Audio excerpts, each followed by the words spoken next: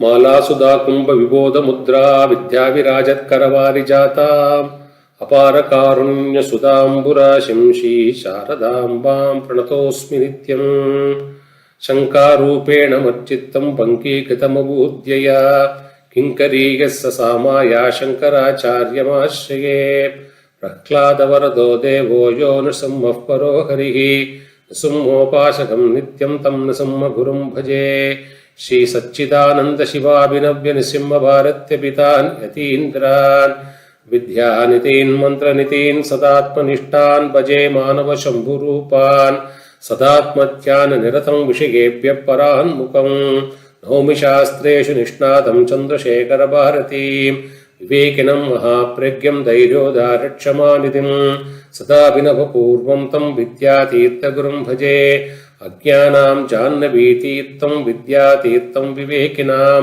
सर्वेषां सुखतं तीर्थं भारतीतीर्थमाश्रये विद्याविनयसम्पन्नं वीतरागं विवेकिनं वन्दे वेदान्ततत्त्वज्ञं Vidushekhar Bharti. Offer this talk at the lotus feet of Jyeshta Mahasannidhanam Jagadguru Srimad Abhinav Vidyatirtha Mahaswamigal, Mahasannidhanam Jagadguru Shri Shri Bharati Tirtha Mahaswamigal, and Sannidhanam Jagadguru Shri Shri Vidushekara Bharati Mahaswamigal. We offer our humble pranams also to Jnananda Bharati Swamigal, our Manasiga Vedanta Guru. Dear Sishyas, feel so blessed to speak one more time on the occasion of the 48th Aradhanai function of Jnananda Bharati Swamigal, who has been my Manasika Vedanta Guru.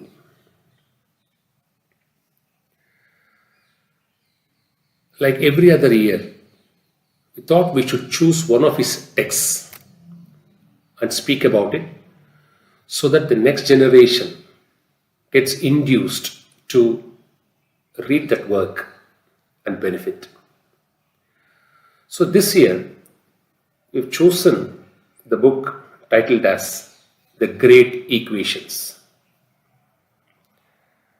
It's just a 130-page book, pregnant with Upanishadic truths,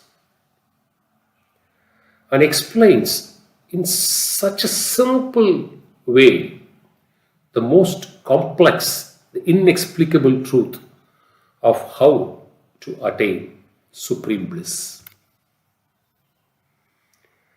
Even though it is just 130 pages, it will be an impossible task to contain all of them in one talk. It's not possible. It needs to be discoursed at least in 3 or 4 talks.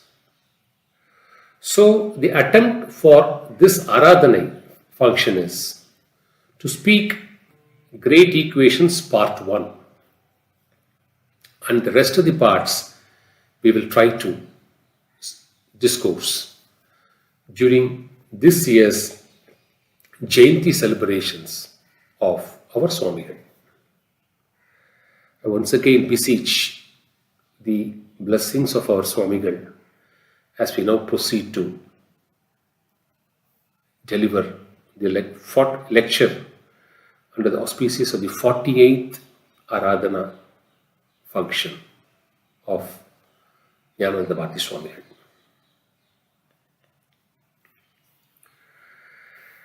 This text is no exception to Swamigal's usual style of writing and the style of communicating the irreplaceable truth, namely the supreme bliss. To ensure that the reader is kept alive and kept committed to the text, Swamigal has ensured every sentence of the text conveys something important. You can't find one sentence frivolous or a surplusage. If you miss one sentence, you will be missing an important step in knowing the truth. So, 130-page, completely packed and impregnated with the truths of our great scriptures of Vedanta. Swamigal starts this work again in his own inimitable style by posing the question, what is the goal of human life?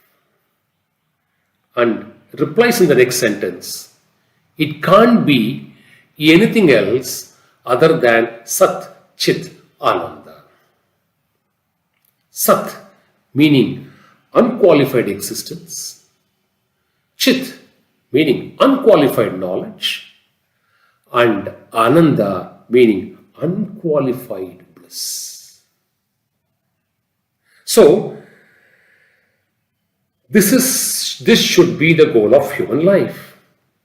And says as a second step, remember, one who reaches this step, attains this step, attains this experience, will never return back. And this state would never cease once it is attained.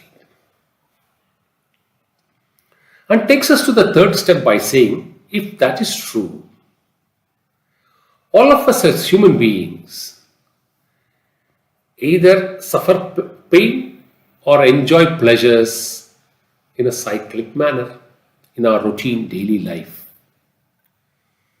And therefore Swamigal poses this question, the fact that you are caught between pleasure and pain makes it clear that none of us have experienced what supreme bliss is. None of us have attained that status for it to remain in us or for us to remain in it forever. And therefore deduces the first important proposition of Vedanta. Anyone who is caught between pleasure and pain would have to be born and therefore would have to die. So, something which is born has to die, and something which dies has to be reborn.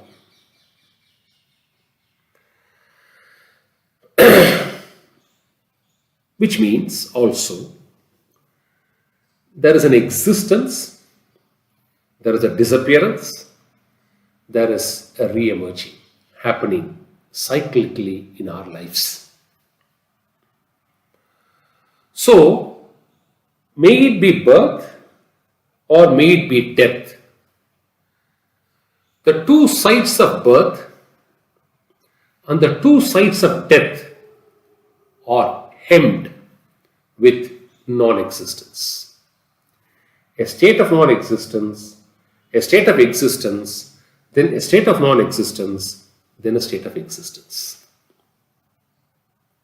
So, birth and death are hemmed on both sides with non-existence. If that is true, is what we are all experiencing in day in and day out, how do you say and why do you say one who is liberated would stay on course in that state of bliss forever? Because it defies logic, it defies practicality. Is the question posed. How do you say it defies logic? Something which is born has to die. Whereas You are now giving a counter proposition. There is something which will not be born and therefore will not die, and therefore you will stay in a particular state of bliss which is beyond death and birth, or doesn't appear or disappear. How is this possible? Because we see everything dying, everything being born. So it is hemmed in the cycle of existence, in the cycle of becoming, in the cycle of creation. What are you saying? So, Swamigal says, the first thing one has to believe as a matter of faith. This is the point which he conveys as the principal requirement for any student to step into the thought process of Vedanta. Vedanta is all about teaching us an invaluable, imperishable, uncomparable truth of a state of bliss which is free from birth, free from death. It's a state of deathlessness. It's a state of birthlessness.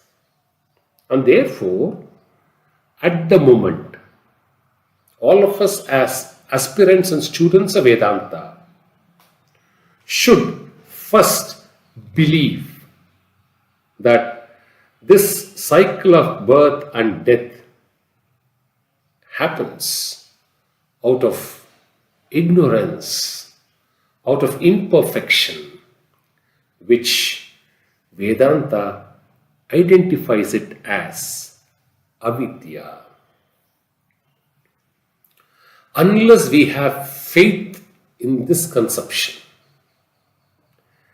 when we talk about birth and death, we should always believe this cycle is conceived within the radius or the periphery or the circumference of what is called as avidya or ignorance. And therefore the study of Vedanta is something which is capable of piercing this, tearing this, and showing us a larger truth to us. So avidya is something which we should believe, and as a matter of faith, only then you can progress to conquer avidya. And now, having conceived avidya as the first takeaway which one should believe as a student of Vedanta, Swamigal poses these questions for our sake and for us to get clarity. If you say there is something called avidya which is different from God or bliss or supreme truth, whatever you may call it, then the following questions needs to be asked. Why? When? Where? How? And beyond all this, who is that God? We need to have an answer. Okay, we will believe avidya for the minute, no problem. But belief does not stop us from inquiry, and therefore he poses these 5 questions on our behalf and says, what are the normal answers people usually give when we say, why? Why is this? Why at all this life of birth and death happen? You say there is a supreme state of bliss. Everybody can attain samadhi and everybody can attain that virtual experience, blissful experience and stay there. Then why birth and death? Why avidya? So the question why is, many answer, oh, it's God's will. When somebody poses the question, when did it all start? Answer is, whenever we are born. Where did it start? In this universe, whenever creations happen. How did it happen? It happened because God wills it. It's a superpower. God willed it, so it's happening. Why should it happen? Don't ask questions. Because after all, it is happening. So why the question is why the need to ask this question? Why? Because that's God's will. So these are the answers, possible answers, with its own refinement, with its own angularities. People may be asking, and people may be conveying. But ask, if you plot these 5 questions, why, when, where, how, and all, they all relate to a time period. They all relate to a space, or they all relate to something in terms of reality. All these questions. So, Swamigal recommends, from and out of the Upanishadic truths, as you have faith in avidya, is a requirement, mandatory requirement. The second mandatory requirement for every aspirant to march in this path of spiritual basis, we must be convinced and have the faith avidya is inexplicable. Avidya is devoid of any logical explanation. At the moment, we'll come to the truth a little later. It proceeds on this hypothesis. 1, there is something called avidya. And 2, avidya defies any logical explanation. You can't first explain me avidya for me to get into the school. You will never get into the school. So, for an young aspirant who wants to have a taste of Vedanta, these 2 insurmountable steps should not prevent you from knowing this ocean of knowledge. That's the concern Swamigal conveys by putting these aspects in the first part of the text. This will deter your hope. This will put you a few steps back. Don't feel so. March ahead. Don't ask this. First believe this too. And gives a very simple answer, which of course is pregnant with truth. What are the simple answers? Says, look here. Have this solution in mind. Because it is Advaita which declares this truth. Individual soul, what we call it as Jiva, Jivatma, minus avidya, is not independent or indifferent with Paramatma or Brahman or the Supreme Soul. So, the dividing line between Jivatma and Paramatma is avidya. Avidya is an inexplicable power. Avidya defies logical explanation. Therefore, instead of questioning and getting stuck there, take it this manner, take this bypass route and start inquiring into it so that it provides you the ways and means to get over avidya. If you keep inquiring, no, I need a logical explanation, avidya, you're stuck. You can never march forward. So Swamigal says these 2 conditions are prerequisites for you to march into Vedanta. Only then you will be able to progress. So, believing that all of us here, listening to the talk from the text, Great Equations of Swamigal, considering the fact that we are all devotees of Acharya, so let's believe that avidya is inexplicable and avidya defies logical explanation and move forward to the next step, the big major step into Vedanta. And Swamigal indexes us so beautifully into this process by posing the first question. Whenever we think, speak, or discuss or meditate on God, we presume God is a supreme being.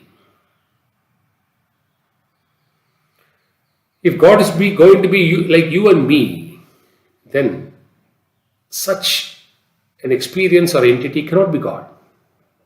Therefore, God as a conception has to be a supreme being. So, let's take that hypothesis. God is a supreme being. Let's take that first. Now, apply our own logic, our own definition, our own worldly understanding on this phrase, supreme being. That's the question Swamigal poses. Take this phrase and apply your own worldly standards. What do you mean by a supreme being? The fact that it is being shows our forefathers were telling supreme being. Our lineage for generations were saying supreme being. Our subsequent generations and lineages will continue to say it is supreme being. Therefore, God, or if you want to substitute God as supreme being or supreme being as God, God remained a supreme being in the past. God will remain a supreme being in the future. And for the present, we all agree that God is a supreme being. That's why we are discussing this. Therefore, the existence of God as a supreme being has been in the past, is now in the present, and will be also in the future. If it is so, Swamigal says the first principle you have to understand is God, which is a supreme being, is beyond periods and time. God is a feature or a phenomenon beyond time. Now put the next question. If God is beyond time, are we saying, ask the question, can you confine God to a particular space? Worshipping a vigraham or an idol is a completely different story because it starts with dualism for focus. We'll deal it separately. We are now talking about the omnipresent, omniscient, omnipotent, the Sarvagyan. So, can you contain, see, this space has God, the rest of them don't have God. Can you say God resides in location A but does not reside in location B? If he resides in location A and does not reside in location B, how will it be a supreme being? So, the second logic which you need to cloth, if you want to understand and experience God is, the supreme being God cannot be contained in a space.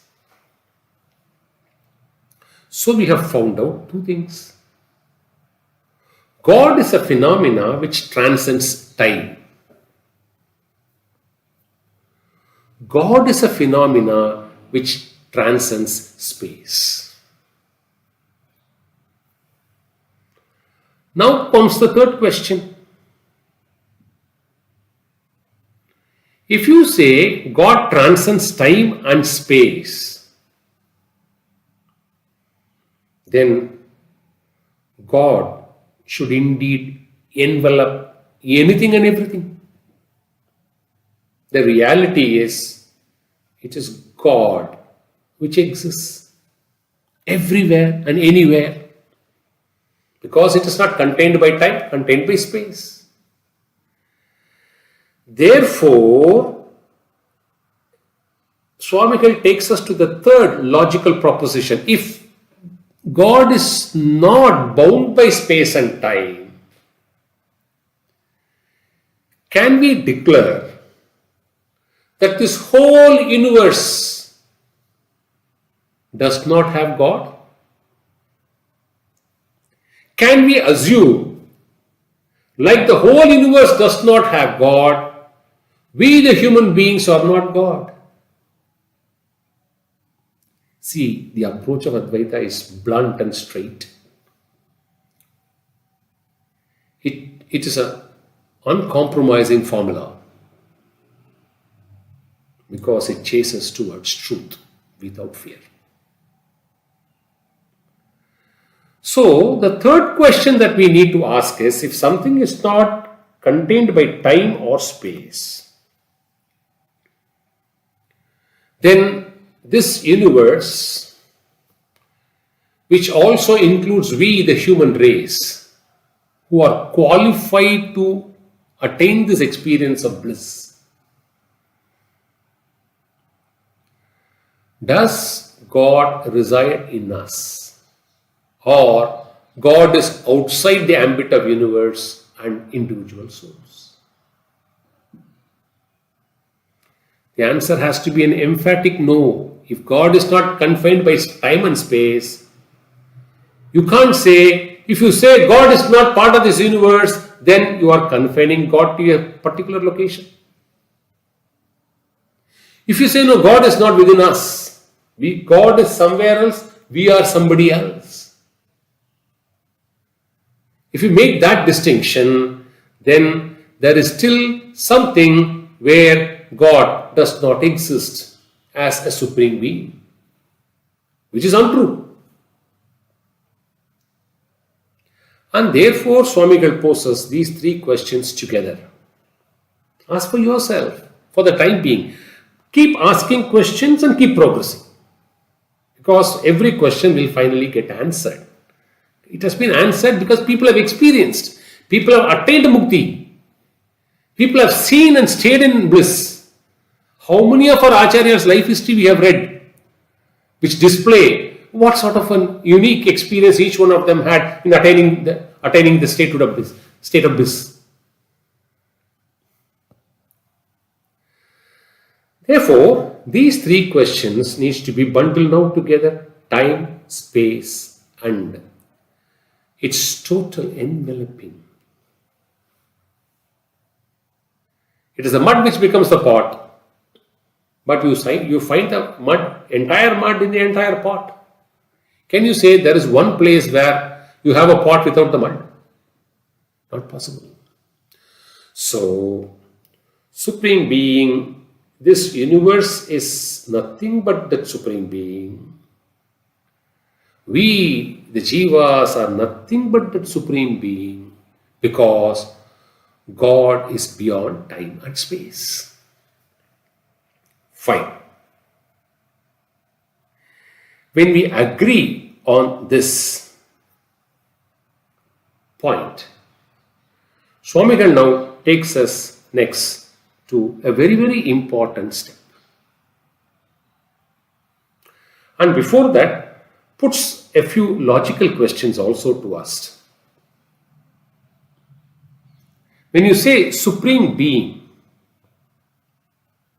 he gives us two examples. You have fire. Fire has the property to generate heat. So, can you separate heat from fire? You cannot. When you say fire, heat goes along with fire. They are inseparable. When they are inseparable, is it possible to now say chilled fire? Will they go together? A cold fire? Will they go together? So, a chilled fire and a cold fire is an impossibility.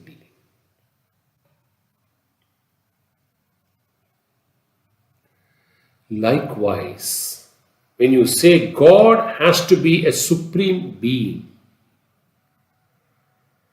is it possible to confine God contrary to that supremeness? Contrary to the fact that it is a being, which means it has always, and it will always be there. And give a counter proposition by saying, yeah, God is supreme being, but universe is different from God. Yes, God is a supreme being, but God is different from the human being.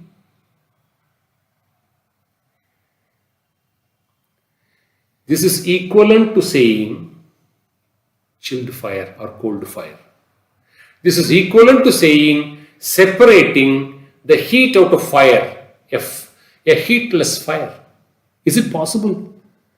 When you see fire, there has to be heat in it. Only then it is fire. Because they are inseparable. So when they are inseparable, how do we ever conceive that we human beings are different from God and this universe is distinct from God? So, by understanding these three at this stage as a takeaway, Swamigal puts the next question on our behalf. Puts two important questions, saying that, hey, what are you saying? You say God is a supreme being. You say God existed in the past, will exist in the present, and will exist in the future. And you say God is not confined by space. If so, why is God not visible?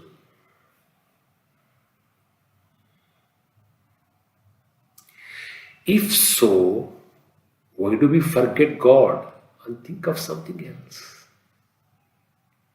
If it is all pervading is your truth, that's what you're coming and telling us. You're trying to convince us.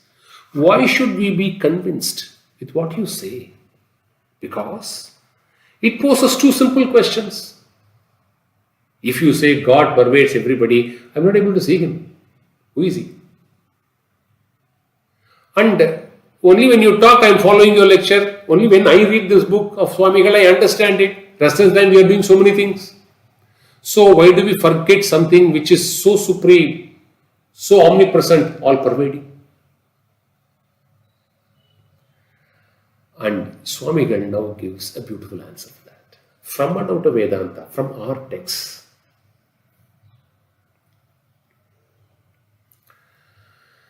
The first thing we must understand, he puts a few illustrations and explains it one after the other. The first illustration which he puts is, let's take a piece of paper. This very book of great equations. It contains 130 pages of printed material,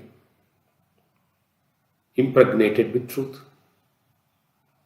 So, if you choose to pick this book and start reading the contents, for sure you know that these contents stay in a position because these contents are held by the paper.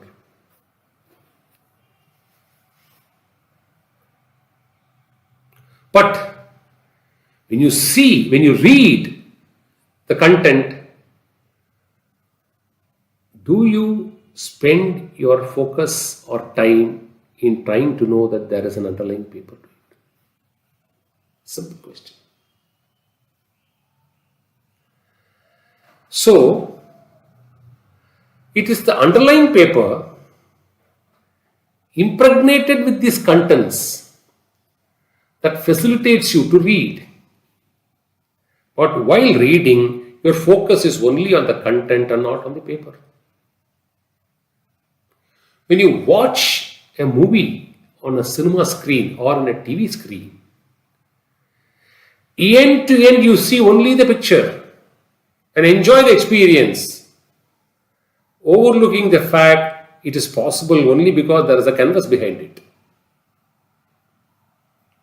Now, can you say, because you are able to read only the content, ignoring and forgetting or not cognizing the fact that it has a paper beneath it, can you say this content, book with content, does not have a surface or a material or a canvas or a base? Of course you can say, look here, I am able to see the paper and also the content, so I am able to cognize. Vedanta is going to teach us how in reality you can see both God and this universe, as we see paper and the content. This is the exact tattva of Vedanta. There is a rope lying on the road. For one, Vedanta says, for a soul which has attained bliss, it looks like a rope. For a deluded soul in twilight or mild darkness, it may manifest or appear like a snake. See, remember, snake and rope are two different subject matters. They are not the likes. One doesn't emerge out of it. One doesn't get subsumed into the other. But the possibility to perceive a rope as a snake is high. And it is whose mistake?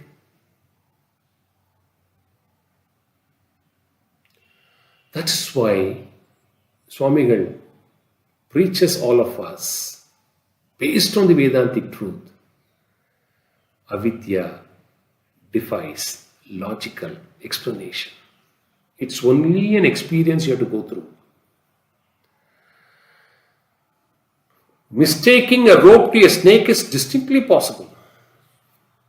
But if you keep asking the question, why this is happening, and don't explore and experience and want to see there are two possibilities. Keep asking the question and don't see the rope. Or go by the guidance given by Vedanta so that it dispels the myth of a snake being superimposed or manifested on a snake and identifies you the snake. Now it is whose mistake to say, no, it's not visible. It's our mistake or their mistake? Whose mistake? When paper is visible, you still see only the content and don't see the paper. Is it paper's mistake? Or it's our mistake? Now the second illustration Swamigal gives is, two people get into an absurd discussion saying which is of primary importance, the moon or the sun. And one claims, look here, moon is superior than the sun because moon shines in darkness, whereas sun shines in daylight. How absurd this answer could be. The very fact that there is daylight is possible only because sun glows and radiates that the effect of such an illumination across the world. The power of its glow brings daylight and not minus that, as assumed by one of them who is debating to prove whether sun is superior or moon is superior. So, whether it is visible or not, as you see a paper and content, As you see a rope and a snake, as you also see a mud taking the form of a pot, there's a possibility for us to see only the universe and only ourselves and others. And keep contending God, the omnipresent, God, the supreme bliss, God, the supreme being, is invisible. Overlooking the fact that the underlying substance, the substratum, the background, the material base on which the universe stands, the substratum of every jiva, every human being during its existence. We die, but not the soul. Jivatma doesn't die. So, it's our option for us to view ourselves as a jiva or view this as a body which has a name and identity. Because it has both. How do you say both? Death is an answer. If you don't have a jiva within you, then you should be imperishable forever. Which is not true. This body goes, it decays, it changes phenomena. But there is an unchanging phenomena within it. Like a static paper, it remains the same in spite of the content impregnated over it. So, Swamigal says, it is certainly visible, but we don't wish to see or we don't pursue ourselves to see it. Therefore, don't come to the conclusion it doesn't exist.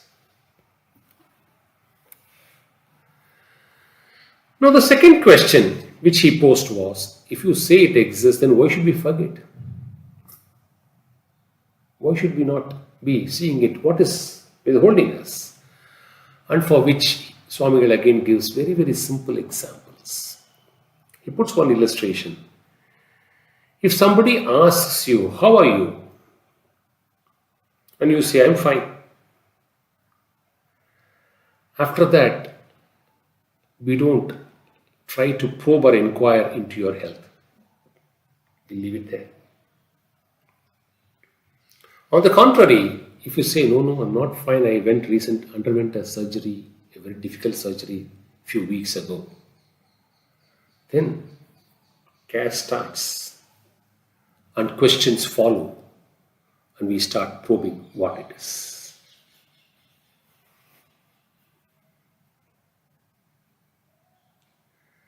When pigs scream, we don't show any attention. But if a man mimics that screaming, will we not look back and say, who is doing this?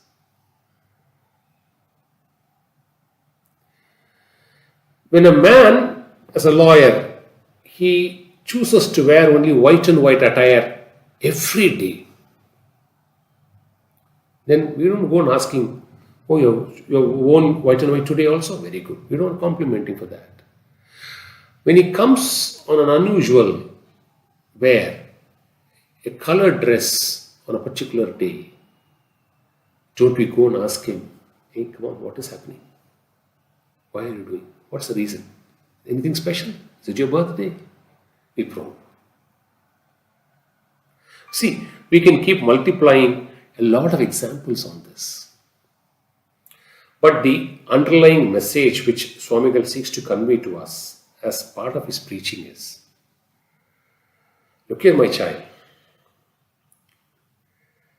When something is normal, we don't have the interest to probe. It is not forgetfulness. We don't pay attention.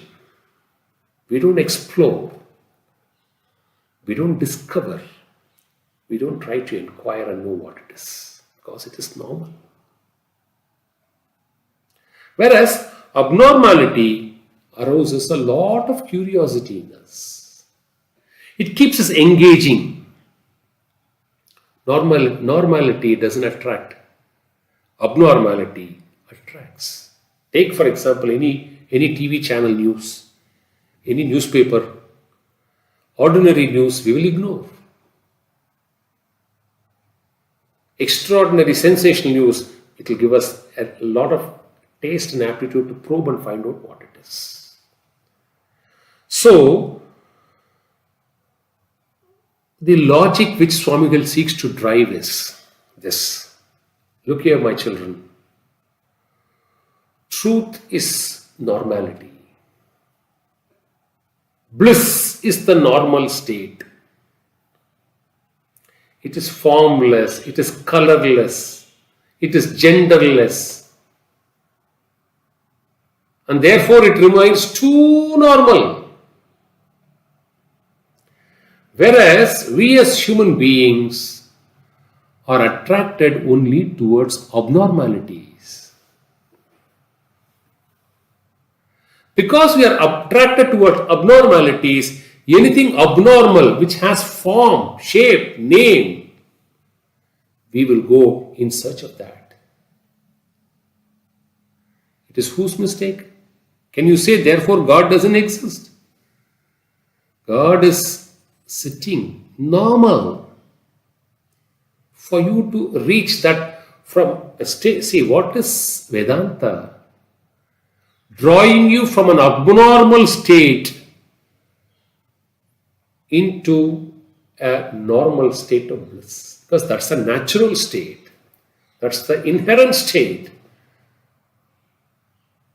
So, when you move away from your inherent state, because we get distracted, we look at things which are abnormal. We want only the printed content and not the paper which holds it. We want to view only the cinema and not the canvas. Canvas doesn't interest us. Only when you run a film over it, we go there and watch. What is the use of looking at an empty TV screen? So, things which are normal don't attract us. So, he answers both these questions. Is it visible? Yes, it is visible. But we don't see it. We don't want to see it. Are we forgetting it? No, we are not forgetting it.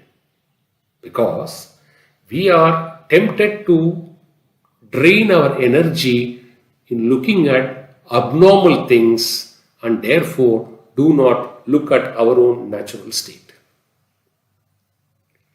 And gives a wonderful example here for all of us to understand. For a goldsmith, when he takes the gold to make an article, his intrinsic attention is on the gold. It is the piece of gold on which he crafts a beautiful ring or a bangle or a necklace. For one who buys it, we as consumers buy these jewels. For us, it is true the metal matters, but more than the metal, it is the design that matters to us, and the price is for the design. It's not just for the intrinsic worth of gold or the intrinsic worth of the craftsmanship. It's for the exquisite appearance it gives to us. So, the price we pay is for its abnormality from its normal state of staying as a gold.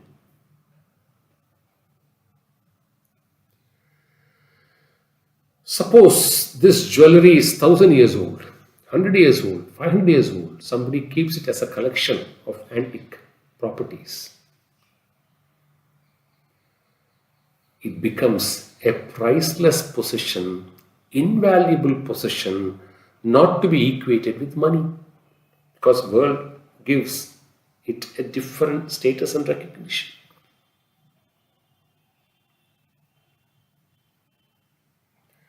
One fine day, this goes to the pawnbroker's shop will he give attention because it is 1,000 years old for its antique beauty, for its antiquity? Or will he give, this is a jewel which was possessed by so and so of this much value, therefore this is the intrinsic value? Or he will just wait and say, this is worth only this much of gold. Back to square one. Starting from a goldsmith who crafts on the gold into a jewel. Back to the pawnbroker, when you pledge the jewel, he deals it only as a gold, for its intrinsic value of gold.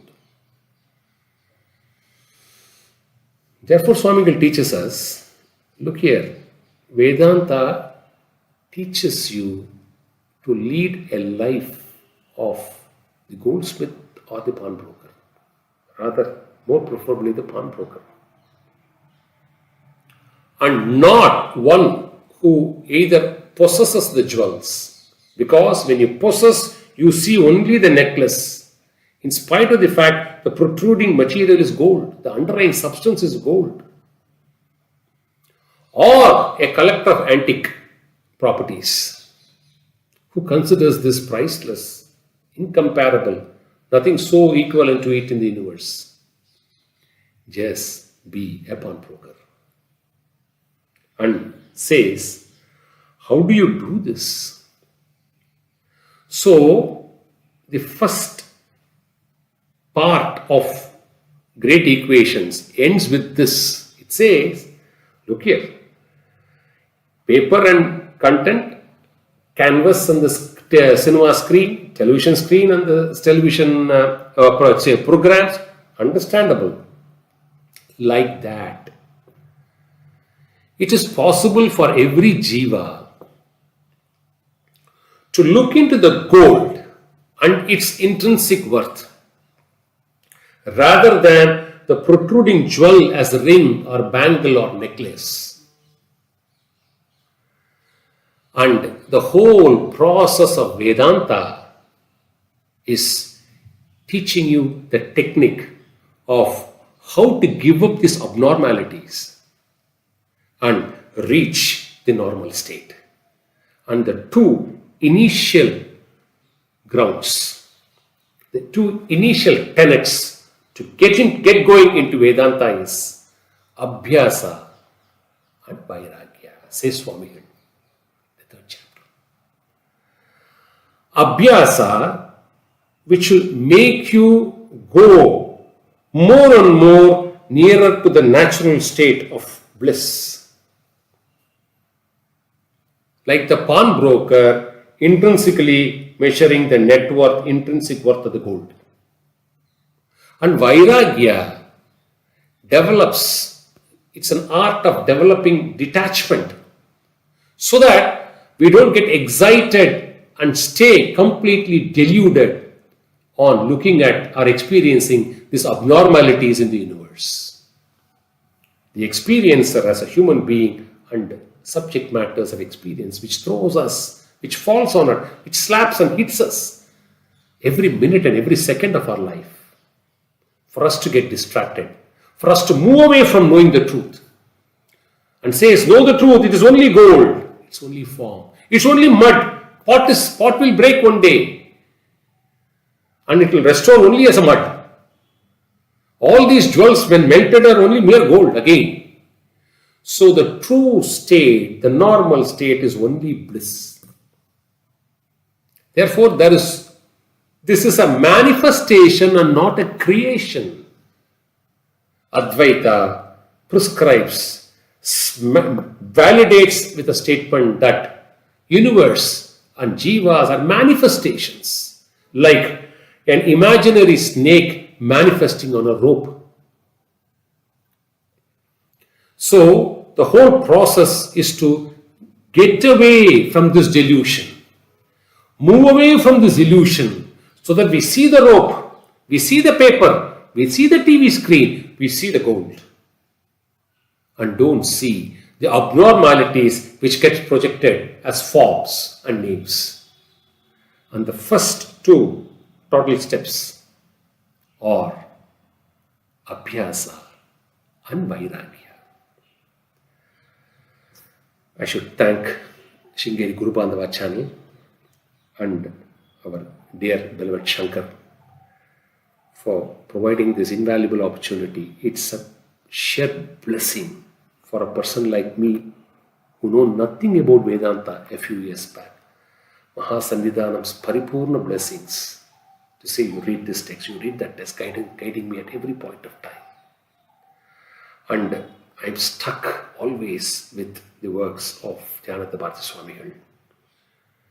Thinks of him, prays to him and starts reading. And it is he who imparts me whatever little I've spoken today. If it is right, the entire credit should be offered at the holy feet of our Swamigal. And if there are any imperfect statements or angularities, that is attributable to my imperfect understanding of what Swamigal has taught me. Please pardon me for that.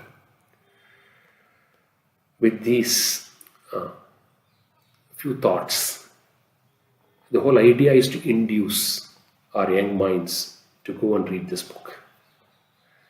Great Equations. I pray to Swamigal that he should bless and provide me with the opportunities to speak the later portions of this book and the total book during this year's Jayanti celebrations in 2023. Wish I be there personally, but do not know. And I'm looking forward to listening to our Rajaram's speech tomorrow. And he's so blessed that he's going to do it at the Adhishtanam of Swamigal. And I request all of you to listen to this young man and keep promoting him as much as possible. He's a big asset, a big future asset for our mat. And with these words, I offer this humble talk at the lotus feet of Jyeshta Mahasannidhanam and Sannidhanam.